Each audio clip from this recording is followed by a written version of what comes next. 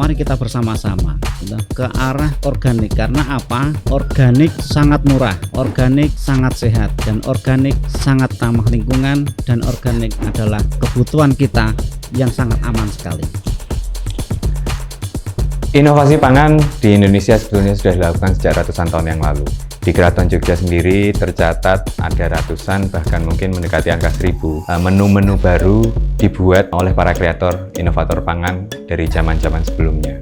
Di mana para inovator pada saat itu berpikir bagaimana caranya menciptakan makanan yang memiliki rasa baru yang akhirnya akan bisa disukai oleh sultan yang bertahta untuk disajikan kepada para tamu-tamunya.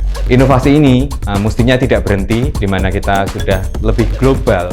Indonesia harus mengambil panggung yang lebih luas bagi inovasi pangan dan untuk gastronomi di dunia. Melalui Pangan Fest ini bisa menjadi batu loncatan untuk kita bisa meraih panggung yang lebih besar bagi pangan dari Indonesia.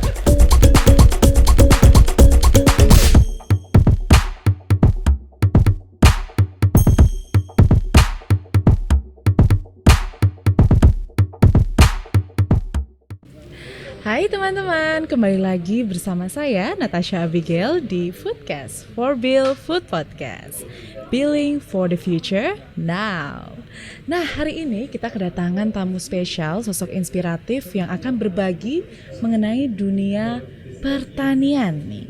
Kita hari ini kedatangan sosok dari Gapoktan Ngudi Makmur, yaitu Bapak Jumari. Betul ya Pak ya? Betul sekali. Apa kabar Pak Jumari? Alhamdulillah baik-baik saja. Baik, alhamdulillah. Nah Pak, kita sebelumnya akan perkenalan dulu nih. Mungkin teman-teman belum tahu apa itu Gapoktan Tani Ngudi Makmur. Mungkin boleh diceritakan sedikit Pak mengenai Gapoktannya? Oke, ya.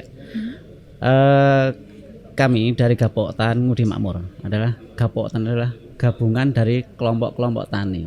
Nah, yang terdiri dari berbagai dusun ya. Kalau di tempat saya satu dusun kampung itu namanya di situ kelompok tani. Nah, beberapa kelompok tani itu menjadi Gapoktan. Nah, kebetulan kami yang mengkoordinator di Gapoktannya. Demikian, Mbak.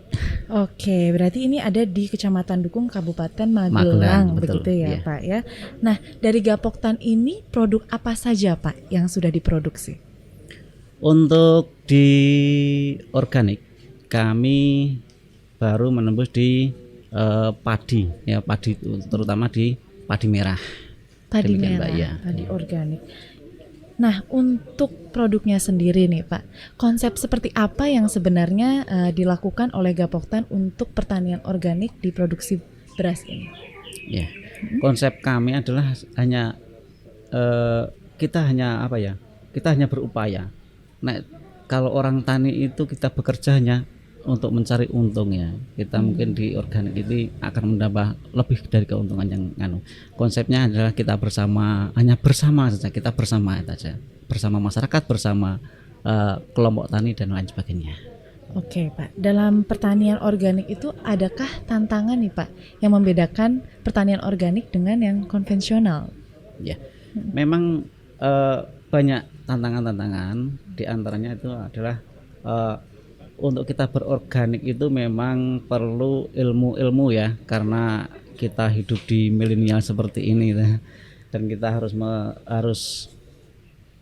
mengetahui gimana cara hidupnya dari produk-produk yang akan kita buat, terus sistem-sistemnya, cara-caranya itu memang perlu pembelajaran yang lebih khusus. Demikian, Mbak. Kalau dari segi biaya Pak, untuk pertanian organik sendiri adakah perbedaan biaya dalam pengelolaan pertaniannya dengan yang konvensional? Sangat lebih murah, Pak. Jauh lebih murah. Lebih murah. Perbandingannya sangat jauh berarti. Jauh sekali. Oke. Apakah kemudian itu berpengaruh terhadap keuntungannya Pak di pertanian yang organik dengan yang non organik, yang konvensional? Gitu? Sudah saya katakan, itu bahkan akan lebih keuntungan akan lebih besar. Sedangkan kita pembuatannya pun mudah, di lingkungan kita ada. Jadinya kita tidak ada kata kesulitan lah untuk kita berorganik. asal dengan tahu dan dengan cara yang benar. Demikian, Mbak. Oke, mungkin boleh dijelaskan sedikit ya Pak ya, untuk perbedaan dari pertanian organik dengan yang non-organik. Apakah ada pupuknya sendiri begitu atau bagaimana Pak? Betul, Mbak. Memang harus ada pupuknya sendiri. Dan pupuk itu berada di sekitar lingkungan kita sendiri. Karena kebetulan di dusun kami itu banyak sekali, hampir 90% ya, mencapai 90% itu penduduk itu peternak kambing, peternak sapi, peternak ayam, itu hampir semua rumah itu ada.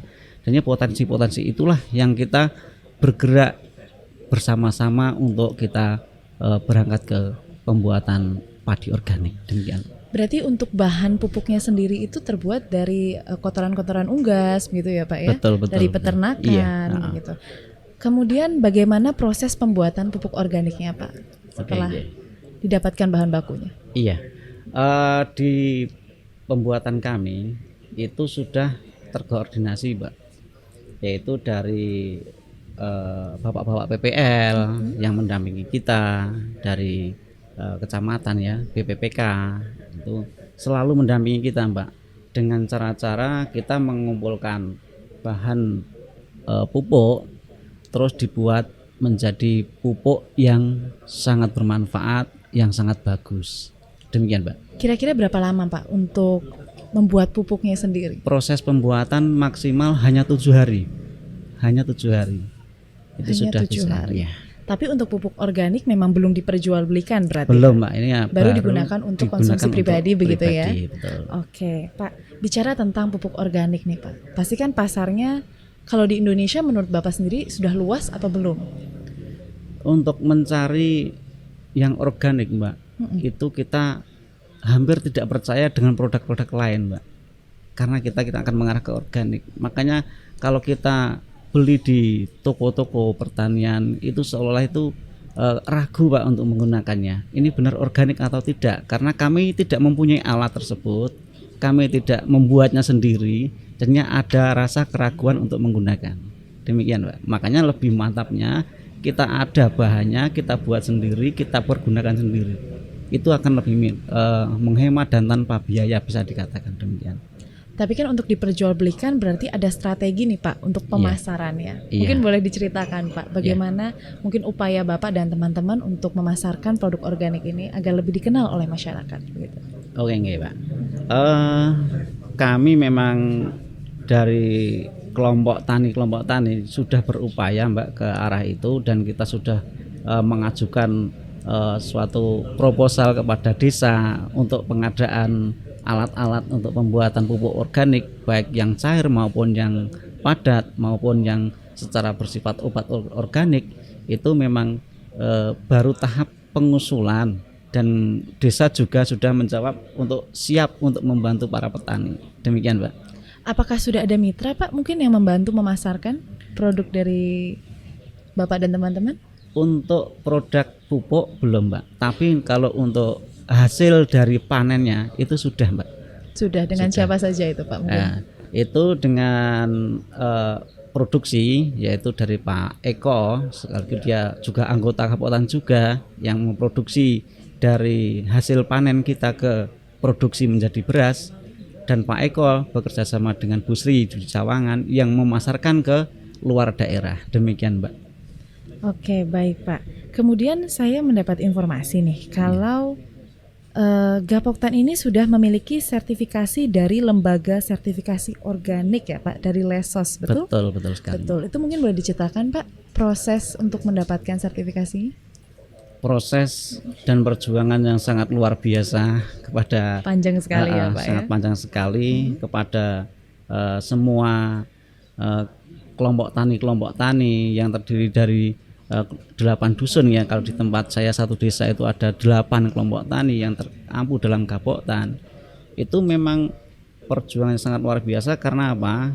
Karena kita akan diuji secara detail, kandungan tanahnya, kandungan airnya terkontaminasi dengan bahan non organik atau tidak. Terus dari hasilnya juga dites untuk hasil produknya.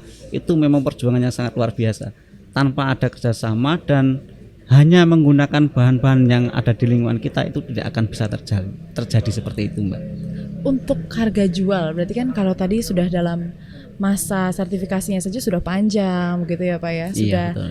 sangat-sangat menguras tenaga begitu. Sebanding tentunya dengan hasilnya ya Pak ya. Iya. Harga jualnya berapa itu Pak kalau boleh tahu per kilogramnya? Untuk per kilogramnya cukup tapi saya lupa untuk sekarang harganya berapa, saya kok lupa ya, Mbak. Katanya dihargai pemerintah sampai 76.000 nih Iya, Pak per kilogram. kabarnya sampai segitu, tapi kan Wah, tinggi sekali berarti ya iya, Pak itu ya. harga di sana memang sangat menjanjikan sekali. Untuk yang kemarin itu terakhir 69 ya, sekarang ke 70 itu malah sudah naik sekarang.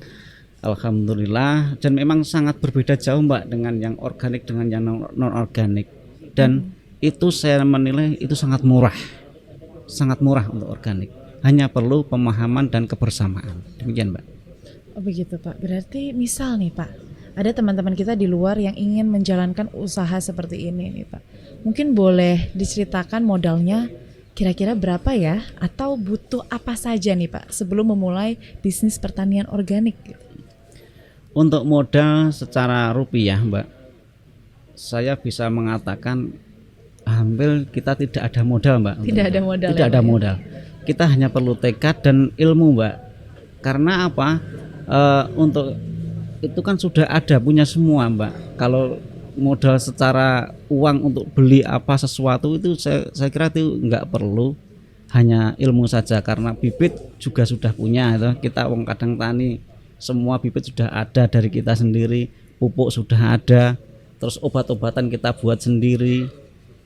Itu hampir itu tidak membeli, paling kalau hanya membeli hanya harga Rp14.000 saja untuk bahan mikrobanya. Baik, itu untuk pupuk dan segala macamnya Iya, juga sangat mudah didapatkan sangat mudah begitu ya sekali. Pak ya. Iya. Kemudian misalnya nih Pak, sudah berjalan pertaniannya begitu, kemudian ingin dipasarkan nih Pak.